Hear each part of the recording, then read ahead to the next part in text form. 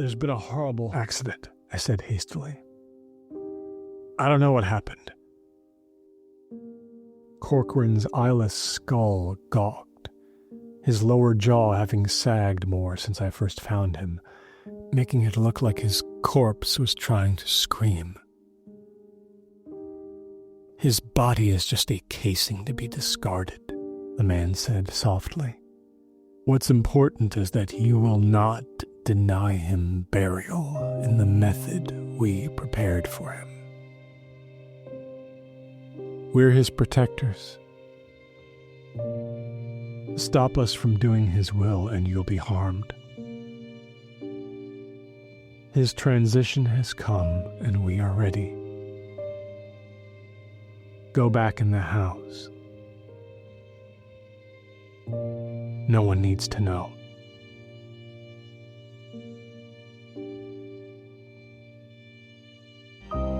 Knife Point Horror.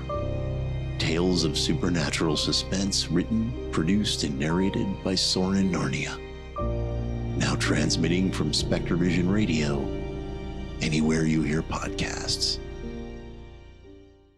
The world moves fast. Your workday? Even faster. Pitching products, drafting reports, analyzing data. Microsoft 365 Copilot is your AI assistant for work. Built into Word, Excel, PowerPoint, and other Microsoft 365 apps you use. Helping you quickly write, analyze, create, and summarize. So you can cut through clutter and clear a path to your best work. Learn more at Microsoft.com/M365 Copilot. This episode is brought to you by Indeed. Stop waiting around for the perfect candidate. Instead, use Indeed sponsored jobs to find the right people with the right skills fast. It's a simple way to make sure your listing is the first candidates see. According to Indeed data, sponsored jobs have 4 times more applicants than non-sponsored jobs. So go build your dream team today with Indeed. Get a $75 sponsored job credit at Indeed.com/podcast. Terms and conditions apply. SpectreVision Radio. Telemetry and launch condition. Well, some other observers. Hey, it's late night.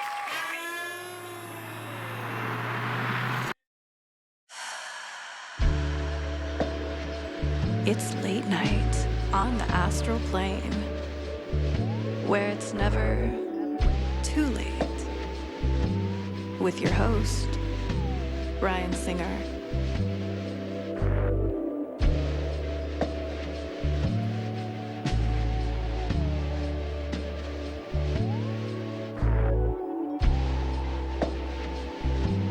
It's more fun to believe.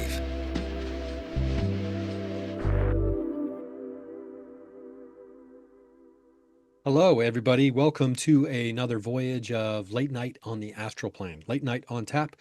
It is me, Ryan Singer, your host. Now, what do I want to talk about today? Well, I'm going to share with you a seemingly paranormal experience that I had quite recently. And then we're going to go from there into some other things. Maybe continue some of the symbolism talk, the synchronicity talk, the signs talk. From previous, and also I might share with you actually some screenshots here if you're watching the video podcast of some recent. These are maybe some behind the scenes. I don't know if I've got them quite handy, and I don't know if I want to spoil them because they might be some of the best parts of the documentary coming up that I'm working on. So anyway, I hope you're doing well, and I know that there is. There's still not a ton of information out there about this, UFO too large to move thing that is speculated that it's in South Korea. Who knows where they're keeping it. There's lots of other things dominating the news cycle right now that I think maybe, not in the grand scheme of things are bigger stories necessarily than humanity coexisting with multiple alien interdimensional races, not only just on Earth, but in the universe itself, and the information that the government and others might have of that information already, or, that kind of thing. But we got to take care of what's on our plate in front of us right now. And, hopefully that can be done relatively in quick order.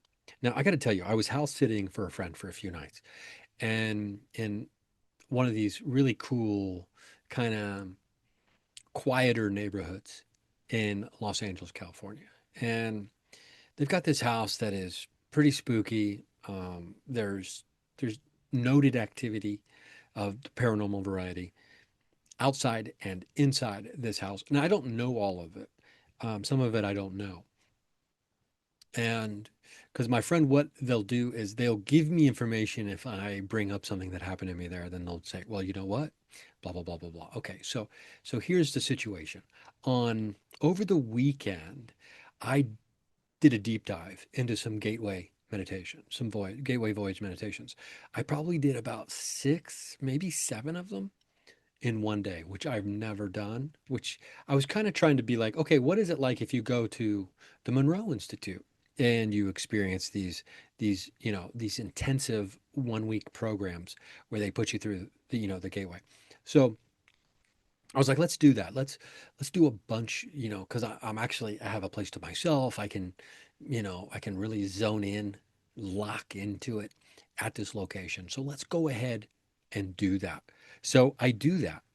And then I go outside, I don't know, an hour-ish after sunset, which is prime satellite lights in the sky time. Many people within that first hour, hour and a half, sometimes even err on the side of caution, maybe even give it 2 hours after sunset. That's when you can see satellites from the reflection of the setting sun and etc. So oftentimes we'll be confused for a light in the sky in those situations. Now, I go outside after doing, I don't know, roughly 5 hours of meditation. Not all back, boom, boom, boom, boom, boom, but for the most part, kind of like that. And I sit down outside. I look up to the sky. It's a really clear night. And then boom, 3 different lights show up immediately in the sky. 2 of them, I suspect, and I am almost certain, were in fact satellites. The first one though, did not go in a straight line, and it was brighter than the other 2 that were just kind of traversing the sky, like, just, for me to really have a really cool sighting, there's got to be some like, hey, show me some movement, right? Deviate from a standard straight line. Get brighter, get smaller if you can, if it's possible, to show me that you're not just a satellite, right? And I didn't want to bring out my phone. I wasn't going to film any of this. I just wanted to have an experience. And I didn't want to bring up the satellite tracker and all that kind of stuff and take my eye off the sky. I wanted to just be present in the moment without the digital barrier, without the barrier of the lens, right? I wanted to have the first eye experience. So I was doing that, and the first one I'm pretty sure was was something other than a satellite, which was really, really cool. Now, cut to later that night. I've got to be up super early for something, and it's going to be, this is going to be my last night in the house. And I have to wake up super early to be somewhere the next morning, like a 40-minute drive. So I'm planning on waking up, for me, super early is 7:15 in the morning. That's super early for me. And, because I'm usually up till 2:30. That's a standard, let's just average it out to 2:30. Sometimes I fall asleep at midnight. Sometimes I fall asleep at 4, right? So here we are. I zonk out pretty good. I don't know, sometime after midnight. And now there's a couple cats in the house. And one of them, is a little more like up in your business than the other one. And so the one that's, a little more, I don't want to, it's not clingy, but the one that's a little more like, hey, let's be BFFs and be attached at the hip, that one's sleeping on the bed where I'm sleeping. And at 6:45 in the morning, I am jolted awake by roughly 6:40, sometime around there, right? I don't know the exact timestamp on this. I am jolted awake by what I believed at the time, and still think it's the most likely explanation: banging on the front door, like boom, boom, boom, boom, boom, boom, boom, boom. Probably lasted about that long. Boom, boom, boom, boom, boom, boom, boom, boom, boom. Maybe like 2 seconds worth of boom, boom, boom, boom, boom, boom, boom, boom. Loud, to the point where I jolt up out of, and it takes me a while to fall asleep. I have some insomnia tendencies sometimes, but once I'm asleep, I'm usually pretty good. I usually don't really wake up, at least for 5 hours or so. It'll take something. I've had I stayed at another friend's place, and a bear or whatever it was banging on the window right next to my bed didn't wake me up, and it woke my friend up who lives there down the hall. So when I'm out, right? It just takes me a while to get there. And I jolt awake. And my initial instinct is, oh, my friend's back. They're back early. They're locked out. What time is it? Where am I? Kind of a little bit disillusioned, or, I'm groggy. I don't exactly know what's going on. I throw on some pants real quick, and I go out, and there's just nothing and nobody. And they have these stairs. You have to climb this, like, I don't know, if I had to guess, I'd say it's 15 or 20 steps. Maybe not 20, 15 steps to get up to their front door from the street. So it's not like, and then they have a gate there that you have to get out of and into or whatever to access that. So it's not exactly the easiest kind of getaway if you were going to, like, ding dong ditch somebody. And I'm in the type of neighborhood where you're not doing that anyway. And it was a Monday morning. So, not a lot of kids out there banging on people's doors at 6:40 in the morning on a Monday for pranks. And there's just nobody. There's just nobody there. Now, the cat that was on the bed with me has jumped off the bed as soon as I jolted awake. And I'm usually a back sleeper. I usually sleep on my back. Although actually in the last couple of years, I feel like I go side to side to side. Like for me to fall asleep, I have to, like, change my side. It's weird. And anyway, for me to, like, really settle in. Anywho, I jolt awake like I was just awoken from a coffin, right? And the cat jumps off the bed, and there's nobody out there. There's nobody at the door. There's no sign of anybody has been there. The cat starts crying, like the cat is now crying, and I don't know why the cat's crying. Maybe the cat's picking up on my energy, or whatever else. But it was spooky. Yeah, it was wild. Now, someone had texted me right before this, right?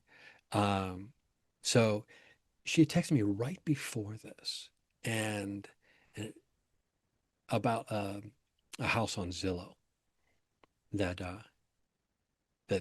basically the text message was, look at this house. We should buy this house. It's right across the street from a demon house, right?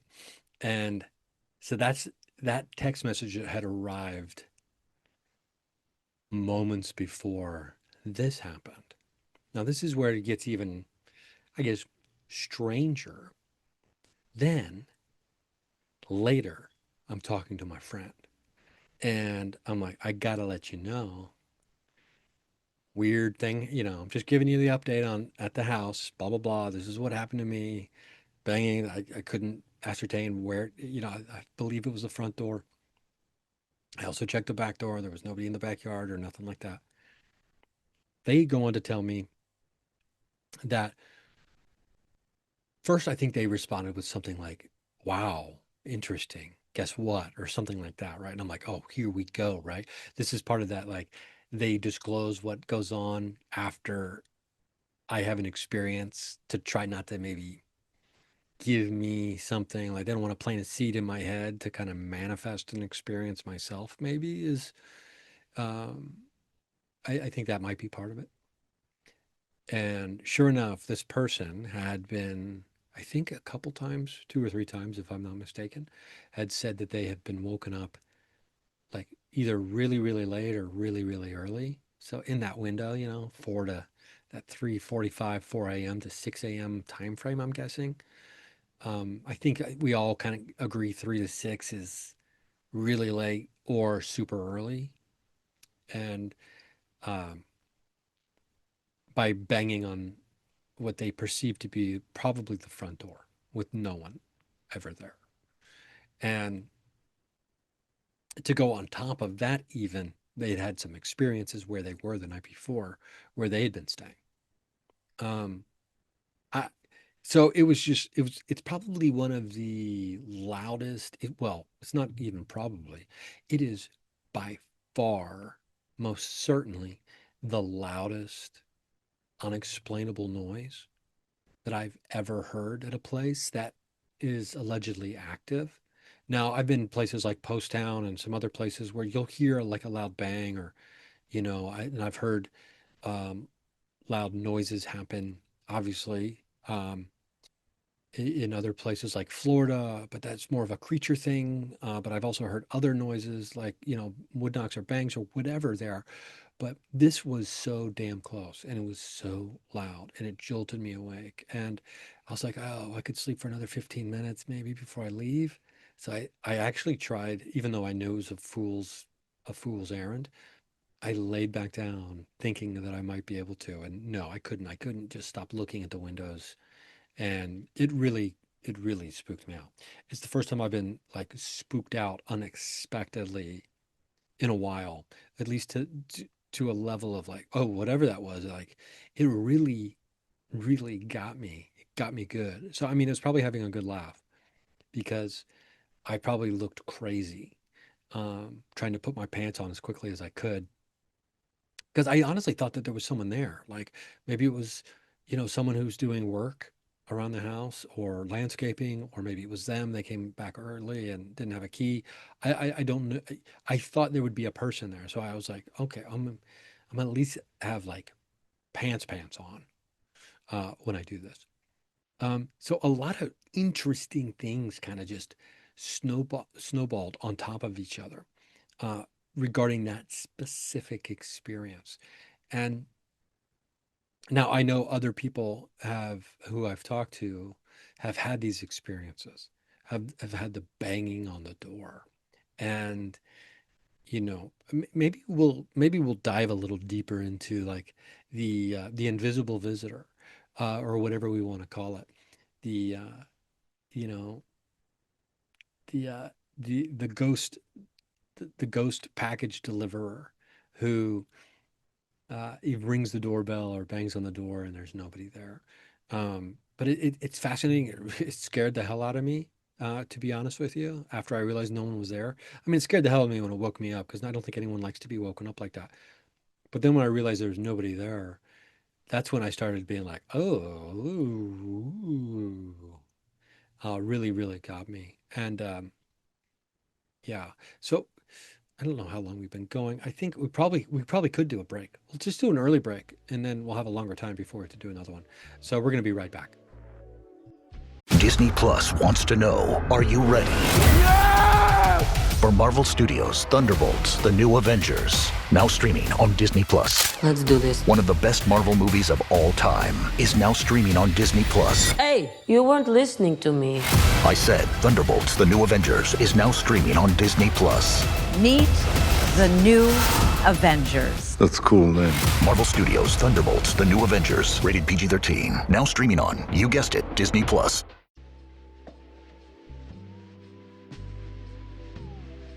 Okay, we did it. We're back. Okay, now let's get into this a little bit. Now, through the telling of that story, it occurs to me, it's like, obviously this isn't, and just from stories I've heard from friends and some other people, this isn't a unique phenomena. At least, and what I mean by that is it's not unique to me. This isn't like, this has never happened to anybody else. I think sometimes in the world of the paranormal or paranormal research or investigation, or even in the world of like cryptid research and investigation, we always, well, we don't always, but oftentimes researchers or investigators, they want to be the ones who uncover a new way or a new thing or a new connection between things. And in fact, these things have probably just always been connected, and much, much, much longer ago than we might even anticipate, there have been connections made between all of these kinds of things. But when it comes to new research techniques, you know, everybody wants to like invent a new way to do a thing, and that's fine, because you might actually stumble upon something that is so highly effective that then it can get spread around. Like the first, like that documentary where it has the monkey that just grabs a fish out of the river and eats it, and then the other monkey sees it, and then the other monkey does it, and then next the whole village of monkeys are eating fish, which is kind of crazy. But I mean, we are those monkeys when it comes to life in general, and imitation, and picking up and then adapting into our repertoire something that is highly effective or very useful. And the same goes for paranormal investigation and these kinds of techniques. Now, obviously someone was the first person who recorded on a digital recorder or a tape recorder, asking questions to an empty room and then playing back and hearing if they got anything, right? Which probably the first time someone did that, it was probably a pretty silly scene. For anyone from the outside looking in, they'd be like, what is this? This person, for lack of a better term, this person is crazy. They are asking questions to an empty room while recording and then playing back and listening to see if someone answered them. This person is a nut job. And then that person's like, but here, listen to this answer. And then people are like, wait, I don't hear what you're hearing. And then other people are like, oh, I hear it. Now, I will say this. When it comes to EVP phenomena on certain famous, well-known devices, like the Oculus comes to mind. And there are other, famous, devices used in the world of the paranormal over the last, 20, 30, 40 years. But some of these like really scratchy, really difficult to understand EVPs that people get or claim to have, a lot of the time, not all the time, because there are times where I do and it blows me away, I'm not hearing them. I don't hear them. That doesn't mean that they're not being communicated and that they're not there. Just because I don't have the ear for it doesn't mean that it's not actually there, which I think is the mistake many of us will make in life in general, or the field of the paranormal, or even in the world of comedy. Like, if I don't get the joke, it's not a good joke. Or if I don't hear the EVP, it's not an EVP, it's not communication. When in fact, it very well could be, and likely is, but we're blinded by our own limitations, right? And I've got a conversation coming out. It'll be a minute because we have to time it right with an upcoming project, but where we talk about that a little bit with some guests who have been on the show previously, and I'm excited to bring that back to you, bring them back to you on the show for another outstanding conversation about all things paranormal and in the world in general, and the way research is headed and those kinds of things. Now, when it comes to knocking on the door, like I was saying, this isn't a unique phenomenon to me. This is something that has been reported over and over and over and over and over again by people, whether it's on, message boards like Reddit, or, there's all kinds of research, there's documentaries, there's, ghost hunting shows, there's all kinds of things. What does it mean? We always want to know, well, what does it mean when something like a spirit or an energy or an entity of some kind is knocking, bang, bang, bang, bang, bang, bang, on the front door? What does it mean?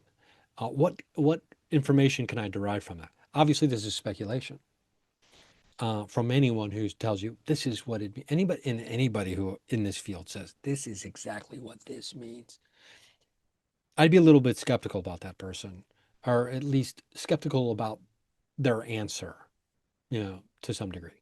Now, it is theorized. There are different theories about what the knock on the front door means. That means that no one knows for sure, but they're telling you what they believe it possibly could mean. And now I'm on board with that. For example, it could mean, something wants in. And are you going to let it in? Are you going to invite them in your house? Now, that thing, whatever it might be, wants in your house for a reason. And it's not because they love the crown moldings. Something seemingly is drawing them there. And it more than likely is an energy, whether it's your energy or someone else's energy. Other people theorize that it is, that the poltergeist phenomena, that this energy is manifesting. The call is coming from within inside the house. Okay. So someone might have dormant, at least that they're cognizant of, strong psychokinetic abilities. And maybe somewhere in their subconscious, or maybe when they're sleeping or something like that, it is manifesting itself in the external world, in the physical world, which, I don't know, external, internal, they're the same world, I suppose. But for the sake of this conversation, let's just say the external physical world. They're manifesting themselves in some form as knocks on the door. So are we giving a message to ourselves? Some people theorize that the knock on the door could be like a sign of impending danger coming into your life. So it's almost kind of like a premonition warning. Something, hey, keep your eyes and ears open, keep your feelers out, because something might be coming your way that could be harmful or hurtful to you, or maybe people close to you, that maybe you have a chance to prevent, if at all possible, if you have this awareness in advance. Or maybe it's just a reminder, hey, you need to be a little more careful with some of the things you're doing. Maybe you're being a little too haphazard with your finances. Maybe you're being a little too loose around your boundaries with your own personal health. I don't know. These are, obviously, this is just me extrapolating upon different theories that people have made regarding the bangs on the door when there's no one there. Now, is it a specific, is it like a Ure, or a ghost that's mimicking a Ure? I'm not sure if I'm saying that correctly. These are, like I said, these are all theories. Now, if you've experienced this, I'm sure you have your own intuition telling you what it may have been. Maybe it was someone or something that was very familiar to you. Maybe they're coming by to say hi. Maybe they're like, hey, checking in on you. I don't know.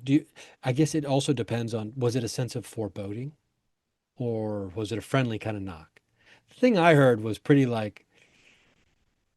loud and brash. I think brash is probably, this might be one of the 4 times in my life I've used, in my opinion, a perfect word to describe how something felt and sounded to me. This was brash, and it was jarring. And no, sir, thank you. I don't want another when it comes to this particular thing. Now, I know people are like, oh man, I love when that happens. It's like, here we go. And I'm like, yeah, well, yeah, okay, that's cool. But when I'm sleeping, I'm vulnerable. I mean, that's one of our most vulnerable states. We're defenseless when we sleep. You could say it's the most vulnerable state that we could be in, is when we're asleep. We are defenseless when we are asleep to our physical form, having anything done to our physical form. There's other times you're extremely vulnerable, when you're using the bathroom, when you're procreating, when you are asleep. Those are the big ones, I think. Peeing, screwing, sleeping. So, I don't know. Maybe some people do all 3 of those at the same time. No judgment. I'm sure you can't do all 3 of those at the same time. And that sounds like an awful mess. Now, what I got to say here is, that I don't I don't condone doing that. Or I'm not trying to shame anybody who does. But you could have two of those three at the same time potentially. Although the sleeping thing, you can't really, I guess in your dreams. Anyway.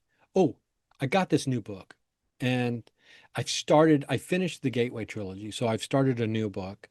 Um, I haven't been as great as I have been in the past about burning through books and just really getting through them. Um, and and what I mean by not just trying to read as many books as I can for the sake of having a number to hit, but um, burning through them and be like, oh my God, I got to get through these. And now the Monroe books, those are pretty easy to burn through because they're pretty fascinating, especially the first and the third one. The second one's a little more technical, so it's a little more difficult of a read, but it's worth it. And the third one is just probably the easiest of all three to read. Now I'm reading um, The Idea of the World by Bernardo Kastrup, who is a philosopher. I think he's a computational scientist or something, but he's actually gotten into the world of idealism. He's a PhD in computer engineering and has been a scientist in some of the world's foremost scientific laboratories. He researches and writes about metaphysics and philosophy of the mind. Now, this is probably the most well-known of his books, if I had to guess. I don't really run around in those circles with academics and philosophers.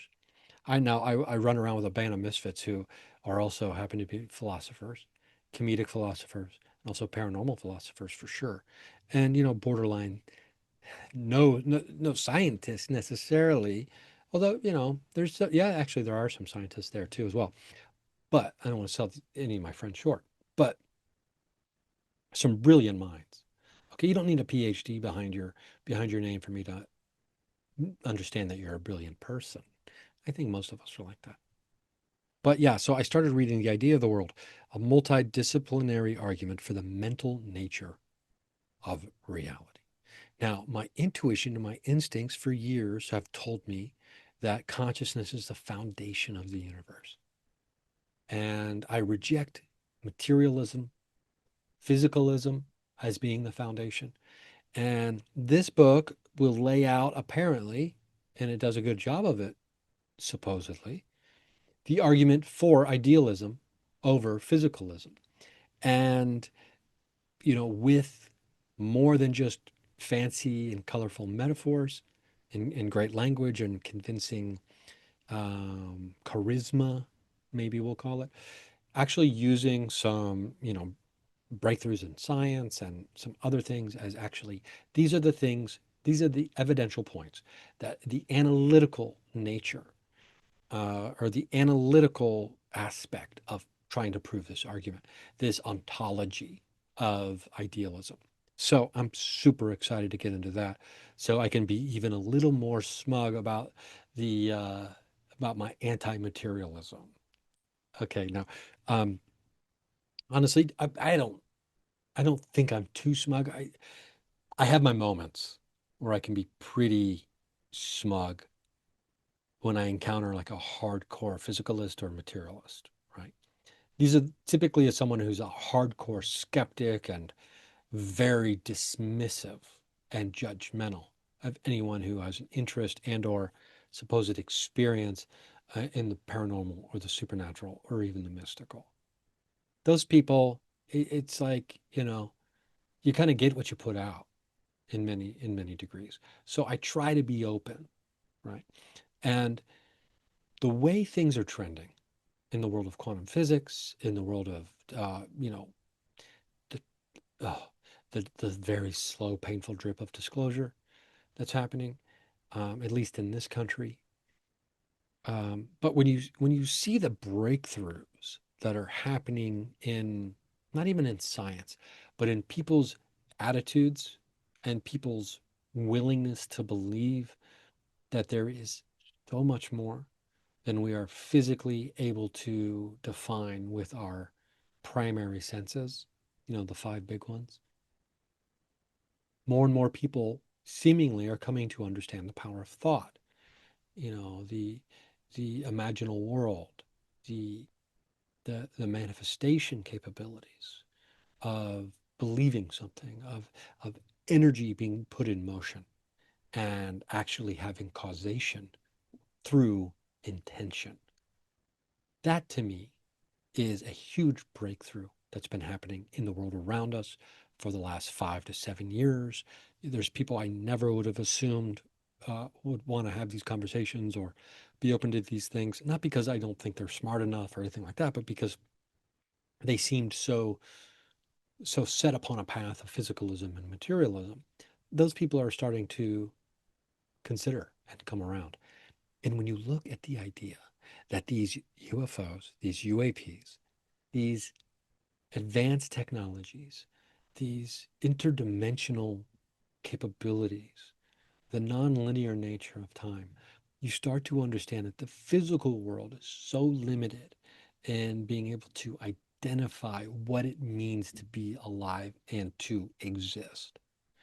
And we will never find the ultimate answers in the physical world. And that's something that's hard to admit as a paranormal investigator, because you want to find, the Bigfoot hair, the body.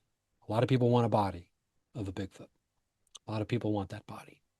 There are actually people who are out there trying to get a body by any means necessary, which I don't like that at all. But that's not my life to live.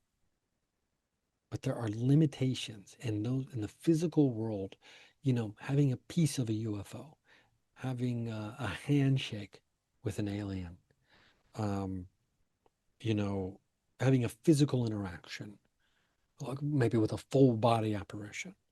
These are the things that, if we're lucky, we get a moment of that, right? And some people have. To me, that's the big thing, right?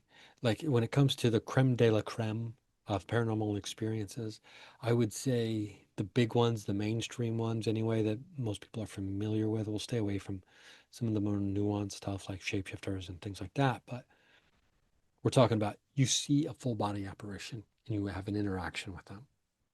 You see an alien in a UFO, like on the ground, maybe even step foot onto a craft and come back off.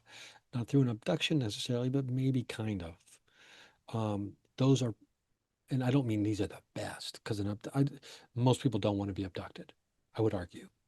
Even if it meant having the experience, I think most people would prefer not to be taken somewhere, because abduction means being taken against your will. Now, those are the big ones. Having a Bigfoot encounter, seeing it with your own eyes, clear as day, in the daytime, that's, these are the top, right? These are the physical experiences through the 5 basic primary senses. Let's take a quick break and we're going to wrap this one up. I have no idea how long I've been talking, and that's how I like it. And so I appreciate you listening. And remember, patreon.com/Ryan Singer, $3 a month gets you no commercials on any of these episodes. So you can go over to the Patreon page and you can listen to them without commercials. Isn't that great? I don't like commercials, and especially prescription drug commercials. Why are they legal? Why are they allowed? Apparently they're outlawed in other countries, and people who aren't American will come over here and they'll be like, why is your TV filled with commercials for drugs that you can't even buy? They're advertising you, not even to the customer, sure, but I can't buy Skyrizi. Why are you selling it to me? I need permission to buy the thing you're advertising to me? That's bonkers to me. Patreon.com/Ryan Singer. You don't have to worry about any of that. Isn't that nice? Yeah. TaxAct can think of a million things more fun than filing taxes. TaxAct is going to name some now. Sitting in traffic. Folding a fitted bedsheet. Listening to your coworker talk about his fantasy team. Digging a hole. Digging an even larger hole next to that original hole.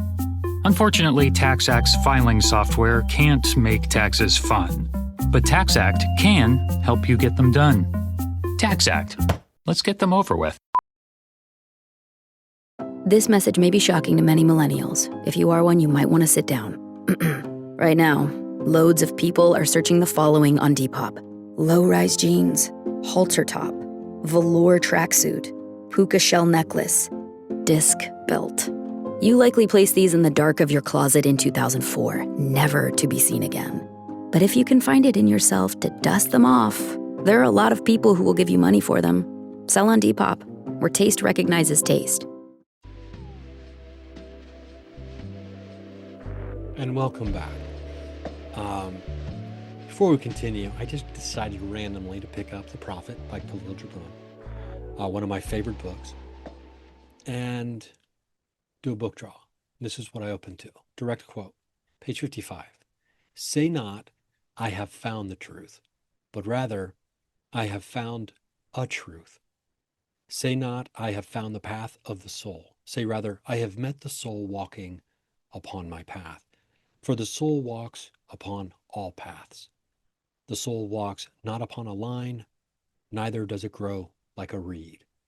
The soul unfolds itself like a lotus of countless petals. Now, that's regarding self-knowledge, when asked a question about self-knowledge. And we jumped in. There's a lot, obviously I didn't read, I'm not going to read you the whole, that whole chapter, or, verse, prose, section. Calling it a chapter feels like a disservice to a certain degree. Look at the cover of that book. That's like what I'm hoping to look like in about another 15 years.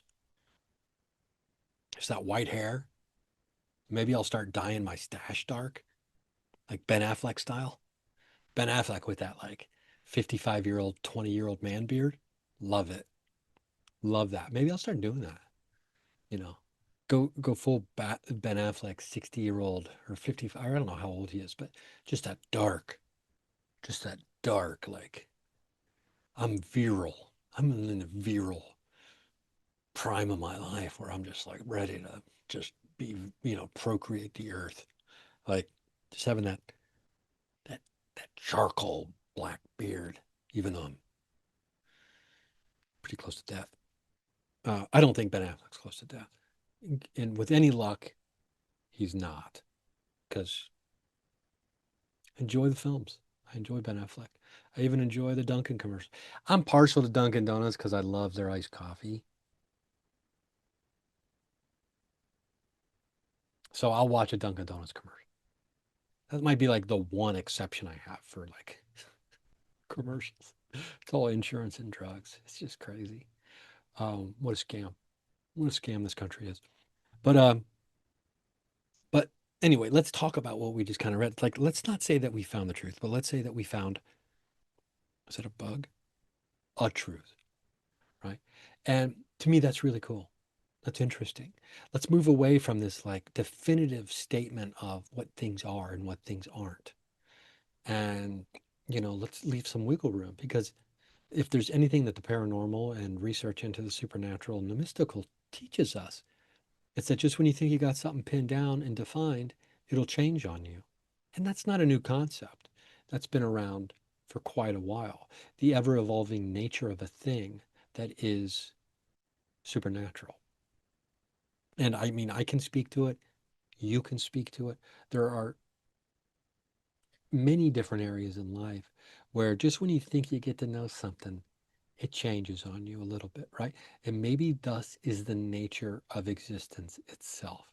As soon as you define something, nature itself, existence decides, okay, we've cataloged that one. Now let's become another thing that you can try to figure out. And boom. So it's bobbing and weaving constantly, trying to keep you on your toes so you'll adapt. So you'll have to maybe figure out more or learn an additional thing or two, right? Even though you thought you had it nailed. Now it turns out you've been a fool the whole time, thinking you can ever truly do that with some kind of finality. Now there are people out there, and when we talk about mathematics, 2 + 2 = 4, and this conversation comes up here, it'll be in a handful of weeks. And I mean, I'm pretty inclined to favor that point of view. And But at the same time, I it's been too long for me to speak on this, but I'm going to anyway because, you know, this podcast isn't being used in school. Um, I think there are theoretical mathematicians who would argue that in some cases, in some scenario, 2 + 2 would not equal 4. It's something we'll have to deep dive into. Again, like, it's been probably 7 or 8 years, but I remember this. I remember kind of just being like, what, like being blown away by the whole idea of it. And I know, okay, let's get back to something I mentioned earlier. I teased at the beginning of the show the potential of showing a photo. I'll do that. I'm going to do that now. I'm going to put it up on the screen and you'll be able to see what I'm talking about. Let me make sure I can find it. I'm pretty sure it's on my phone. I might regret doing this because I don't necessarily need this out before I'm anywhere close to having this movie out. Maybe I better err on the discretion is the better part of valor. Maybe I got to do that right now. I was going through my phone earlier and trying because it's like full, and so I was deleting like all kinds of photos and videos off there. And I'm like, oh, I've never deleted a photo or video off this phone from any kind of paranormal investigation I've ever been on because I'm like a hoarder when it comes to digital content from investigations. I have to have like 6 different copies in places. It's just, it's like, why can't I be like that? That proactive about, keeping things safe or whatever, like as far as documents and things like that go in other areas of my life. Like I couldn't tell you where my birth certificate is. But I have 6 copies of me being like, what the fuck was that? Did you hear that noise? I've got 6 copies of that. And I actually might put together a clip of me being like, oh, damn, I just turned my camera off. That to me is one of the greatest lines in paranormal investigating. The camera will turn on, and as soon as you're reviewing the clip, the first thing you hear, it happens to me all the time. I can't believe I just turned my camera off and it happened. That, and then it's usually followed by a string of expletives. Can't believe I missed whatever it was. Usually a noise of some kind, or sometimes like an orb situation kind of thing happening. Some kind of light flying around. It happens so damn much. I am going to tell you about this. I just bought this book because if you watch paranormal documentaries, you're well aware of Dr. Simeon Hine. Now, this is the book, Dark Matter Monsters. So that's Dark Matter Monsters. I bought his book. He's in this great documentary. What is it? The Flash of Beauty. I think it's The Flash of Beauty, the second one, which I watched both of those documentaries recently, enjoyed them immensely. Flash of Beauty, something Bigfoot, paranormal Bigfoot, and then the other one's finding or, reviewing the, reclaim, or I don't know. It's something, Flash of Beauty, something Bigfoot, both of them. Highly recommended. I can't believe I forget the name. I've been watching so many documentaries lately that I apologize to the filmmakers because they're exceptional, really well made. I've been watching a lot of other Ron Meyer documentaries on paranormal too. Good. But there's there's good content out there that it has. I appreciate the content as like giving you information. It's not telling you the way something is, and it's it's interviewing people about their experiences because that's where the real juice is. That's where the real, I think, the truth lies. That you discover a truth. Because every time you're listening to an eyewitness account of something paranormal, you're hearing a truth. You're not hearing the truth. You're hearing a person's truth. And I love that. And I think that's extremely valuable when it comes to the world of paranormal. Because when we sit down and think about it, and we were talking about this a little bit earlier when it came to I came up with a thing. This is my way of doing things. Aren't I a brilliant person? And it's not about that. It's every person alive has had some kind of supernatural or unexplainable event. They've had a glimpse. They've They've been touched by the paranormal. Almost assuredly, every single person alive, as long as they're old enough to be able to communicate with language and access memory, they'll be able to tell you about an experience they had that is bigger than themselves, that they don't quite fully understand, and that can't be explained completely or with any thoroughness through materialism or physicalism. The modern Western scientific outlook that is limited. And the point of, well, I got 3 books down here all of a sudden. The point of Idea of the World by Kastrup is laying out the argument for idealism over physicalism, which I'm super excited to get into. And what I was mentioning earlier, probably never finished the thought, was with everything that's happening, disclosure, breakthroughs in science, people coming forward with their experiences, understanding the nonlinear nature of time and all these other things that are possible, people opening up, the personal breakthroughs that we were mentioning earlier, is people are starting to tap into that and understand. And I believe more and more people have moved away. And the numbers, I believe, will back this in polling and where's the poll coming from, et cetera, et cetera. More and more people are moving away from traditional organized religion and are moving toward a spirituality, which is where we came from originally, and by most accounts. And part of this spirituality is recognizing the connective tissue between all of us and everything. And there are certain cultures in the world who have held on to this. They've never released it in the way that many of us have here in the Western United States, in the Western world of, Christianity and capitalism, et cetera, et cetera. Many cultures have not moved away from this.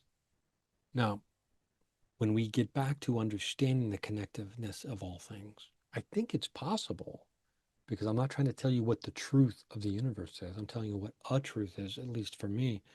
When you start to feel connected to other people and to other things, it really is a paradigm shift in the way you move about and the way you operate within. And we have our moments where we get super fired up. Maybe we get super agitated or super angry because we're watching the news and, armed enforcer thugs are killing people in the streets of American cities and kidnapping people, and the president's getting richer and richer through vast corruption, and people still defend them. And you want to just be like, you just want to roar. And then you remember, okay, well, we're all connected. And there's billions of us that are pretty chill dudes. And we just want to, we all just want to be okay. And we want to be happy. We want to be fed. And we want to feel safe. And all those things are connected to one another. And it's possible that we could do that right now already, but we choose not to as a group, because many of us got this idea of I could have more though. I could have a little bit more. I'd like to have more though. Wouldn't it be, yeah, everybody should be taken care of, but wouldn't it be great if I had a little bit more? You know what I mean? I get it. I look at my baseball cards and I'm like, wouldn't it be nice to have a little bit more? I'm not above and beyond all this. But there's billions of us that just want to be okay. And we're going to get there because we're not going to give up hope. That's the important aspect of it. And I think the paranormal gives us hope, because when you look into the realistic nature that we are able to communicate with entities, spirits, ghosts, whatever we want to call them, from the other side or from some different dimension or wherever else, you start to understand that there is something so much bigger than just us. And we've always been so self-centric as human beings. And we start to realize, we start having to look outside of ourselves for things. And then we realize, even maybe through this poltergeist phenomena that can manifest itself within our deep subconscious that we're creating ourselves, the outside world is a creation of what's going on inside of me. thoughts do create reality. We are all tapped into the same consciousness and the same mind, right? The universal consciousness. And if enough of us get on board to change the way we think and start embracing the hope that, death isn't real and communication with the great beyond is actually something that is fundamental to our actual nature, as opposed to this great mystery that lives outside the bounds of normal grown-up science, then we start to have these walls fall down, and existence itself and dread and fear about what happens next or after melts away as we understand that we are limitless and we are forever. You don't need pearly gates to get there. You don't need a fire and brimstone to keep you in line. I think that's what the paranormal teaches us. And there's other people out there, telling you otherwise. And that's their truth. But I don't know. I try not to be too dogmatic. Although I guess I'm pretty dogmatic about idealism over here. So, what is life if not hypocritism for us all? Anyway, that's going to do it for today. I got some fun interviews coming your way. Don't worry, I got them coming. I appreciate you being here. I hope you enjoyed this. I hope to see you at a live show somewhere down the road. I've got updates on the book coming soon. I've got updates on Fitz coming soon. And I've got updates on, the Florida investigation coming soon as well. So in the meantime, take care of yourself out there. Try to find some moments of bliss. Like Joseph Campbell wants you to chase your bliss. Find your bliss station if you can. Don't doom scroll all day long. Stay informed, but also stay hopeful. There's billions of us that aren't these assholes. When you think of it that way, it's like, oh yeah, that's right. There's like billions and billions of us that don't feel like we should be in charge of like entire countries or economic systems. There's billions of us. And we'll get there. Okay, I love you. I hope you love yourself. And if I don't see you sometime soon, I guess I'll just see you at the watering hole on the astral plane.